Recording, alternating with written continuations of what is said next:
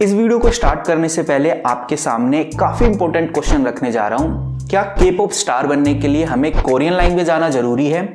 तो इसका आंसर है बिल्कुल, आपको कोरियन आनी चाहिए। लेकिन के पॉप के ऑडिशंस देने के लिए, उसमें सिलेक्ट होने के लिए, ट्रेनिंग प्रोसेस में जाने के लिए आपको कोरियन आना जरूरी नहीं है। अगर आपको 1% भी कोरियन नहीं आती तब भी आप ट्रेनिंग पीरियड तक जा सकते हैं। और ये अफवाह कौन फैला रहा है मुझे समझ नहीं आता कि आपको कोरियन सीखो। बहुत सारे लोग कोरियन सीख रहे हैं, बहुत सारे बच्चे कोरियन सीख रहे हैं इसलिए ताकि वो के पॉप के ऑडिशन दे सकें। ये गाइज एक मिथ है, कहने वाली बात है। आपको आनी चाहिए तो आप इंग्लिश में परफेक्ट हो सकते हैं, क्योंकि आपको ये बात समझनी होगी कि ये जो कॉम्पिटिशन्स होते हैं, अगर आप किसी ग्रुप में, किसी बैंड में जाते हैं, सिंपल सी बात है, आपके जो परफॉर्मेंस होंगे वो इंटरनेशनल लेवल पे होंगे और अलग अलग कंट्रीज में होंगे।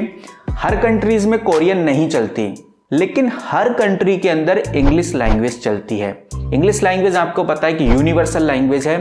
किसी भी कंट्री में जाओगे, अगर आपको उस कंट्री की लैंग्वेज नहीं आती तो आप इंग्लिश में उनसे बात कर सकते हो। सेम केस के पॉप स्टार के साथ है। आप एक के पॉप स्टार है तो आपको इंग्लिश आना कंपलसरी है, कोरियन इतनी मैंडेटरी नहीं होती। और जो ये ट्रेनिंग पीरियड होता है 2 साल का या 3 साल का, इधर भी आपको एक बेसिक कोरियन लैंग्वेज सिखाई जाती है। उसमें भी आपको परफेक्ट होने की जरूरत नहीं है। और अगर आपको परफेक्ट होना है तो आप इंग्लिश लैंग्वेज में हो सकते हैं। आप अपने डांसिंग को, अपने सिंगिंग को, अपनी फिटनेस को ज़्यादा प्रेफरेंस दीजिए, क्योंकि यही आपको आगे बढ़ाएंगे। फालतू चीज़ों में अगर आप टाइम वेस्ट करेंगे तो आपको पता है टाइम बहुत कम होता है। इधर जो एज का बैरियर है वो काफ़ी बड़ा है, इसलिए अगर आपकी एज निकल जाएगी तो फिर आपके सपने इधर ही रह जाएंगे। और आज की जो ये वीडियो है, आज मैं आपको एक इसी तरह के कंपटीशन, एक ऑडिशन के बारे में बताने जा रहा हूँ जो कि काफ़ी पॉपुलर है।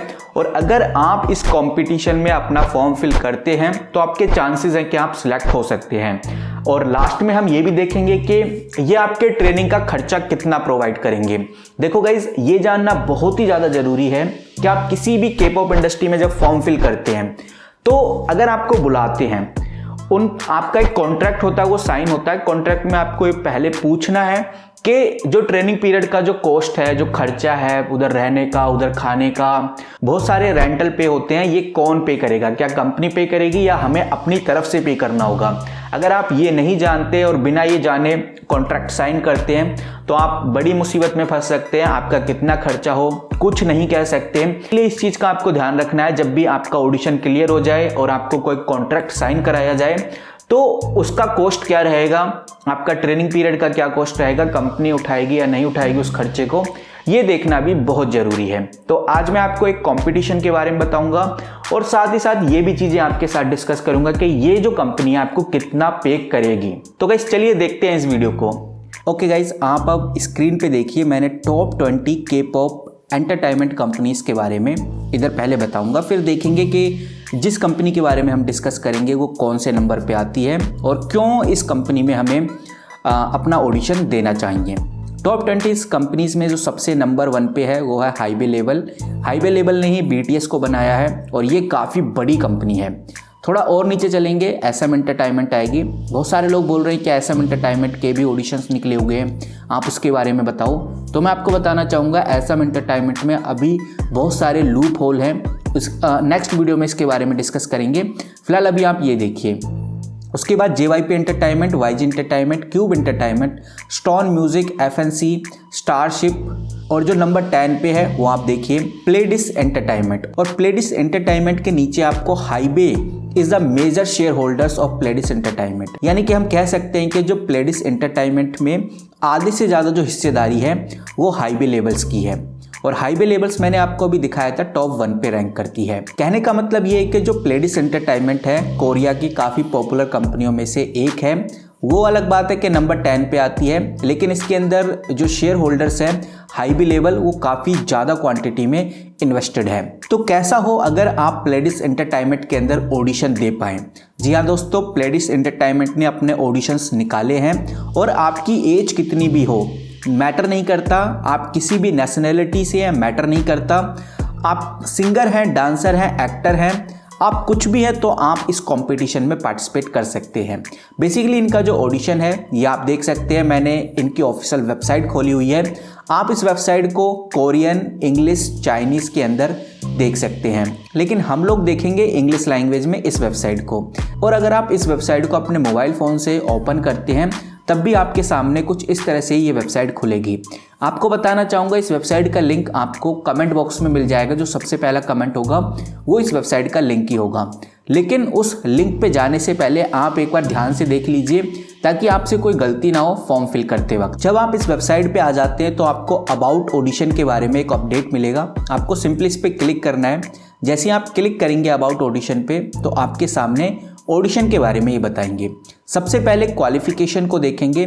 अगर आप 2003 की डेट ऑफ बर्थ से हैं या उसके बाद के हैं तो आप इस कंपटीशन में पार्टिसिपेट कर सकते हैं। यानी कि आपको अपनी डेट ऑफ बर्थ चेक करनी है, उसमें 2003 होना चाहिए सन, या फिर 2003 से अबव होना चाहिए। 2004, 5, 6 कुछ भी हो सकता है, लेकिन 2002, 2001 या 2000 वाले इस कंपटीशन में पार्टिसिपेट नहीं कर सकते। तो यहाँ पर एक छोटी सी बात गलत हो जाती है कि मैंने आपसे बोला था कि कोई एज लिमिट का बैरियर नहीं है, लेकिन इधर अभी आपको बैरियर देखने को मिल गया है।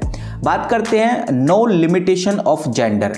जेंडर की कोई लिमिटेशन नहीं है, गर्ल्स बॉय कोई भी पार्टिसिपेट कर सकता है, और ना ही कोई नेशनलिटी की लिमिटेशन है। आप इंडिया से हैं, पाकिस्तान से हैं, भूटान से हैं, नेपाल से हैं, कहीं से भी हैं आप, तो आप इस कंपटीशन, इस ऑडिशन का हिस्सा बन सकते हैं। बहुत ही इजी प्रोसेस है। थोड़ा नीचे चलेंगे।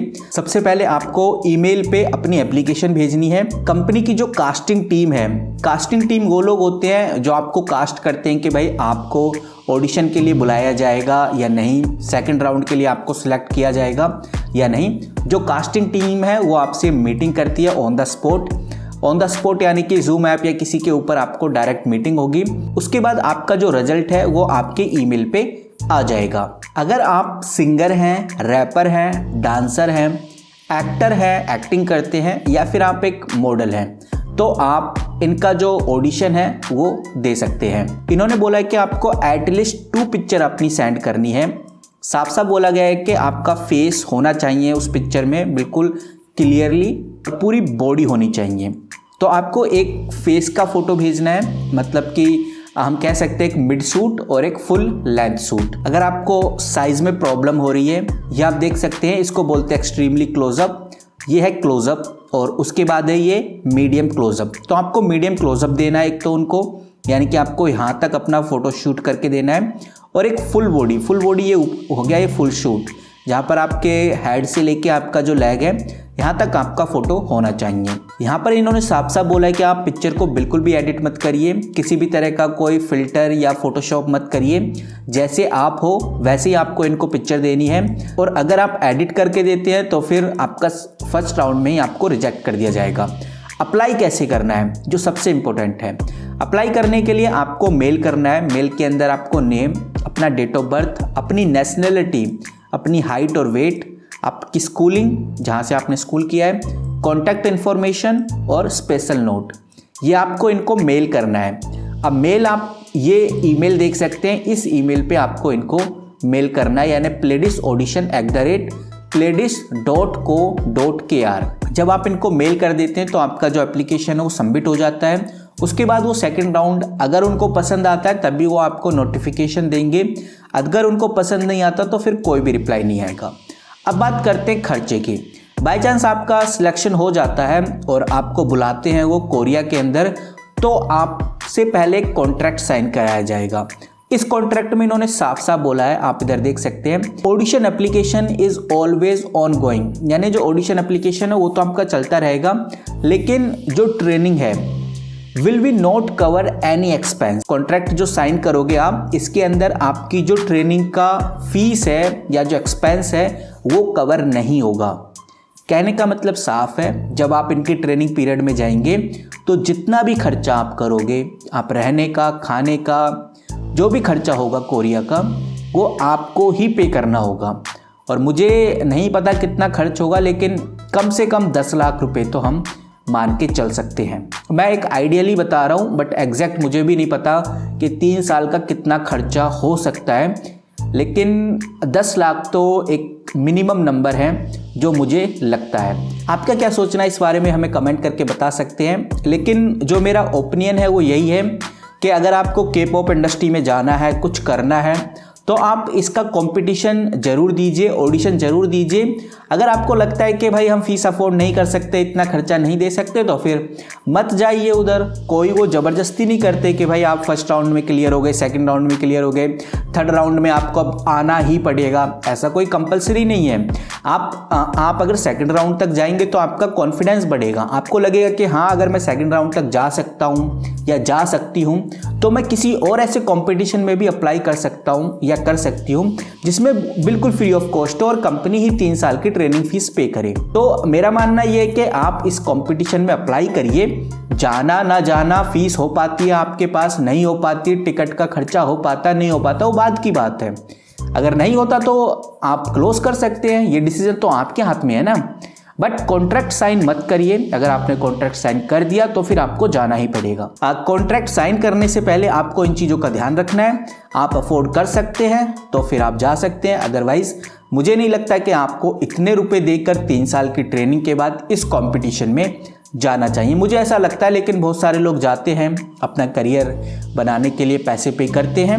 आपका क्या सोचना है गाइस, इस बारे में बता सकते हैं। बाकी और भी ऐसे कॉम्पिटिशन्स के बारे में लाता रहूँगा के पॉप को लेकर, पर बिल्कुल भी आपको फीस पे नहीं करनी पड़ेगी। पूरा ट्रेनिंग का 3 साल का जो खर्चा है वो कंपनी ही पे करेगी। आपको सिर्फ ऑडिशन देना है, सिलेक्ट होना है। जब आप सिलेक्ट हो जाएंगे आपको कॉन्ट्रैक्ट साइन करना है, कंपनी आपको ले जाएगी। आपके एक पेरेंट्स कोई भी है वो जा सकता है। उसके बाद पूरा खर्चा कंपनी पे करेगी जब तक आप एक के पॉप स्टार नहीं बन जाते। अगर आप नहीं हो पाते ट्रेनिंग में सक्सेसफुल तो भी कंपनी आपको 2-3 महीने के अंदर या 1 साल के अंदर वापस इंडिया शिफ्ट कर देती है, आपके कॉन्ट्रैक्ट को कैंसिल कर देती है।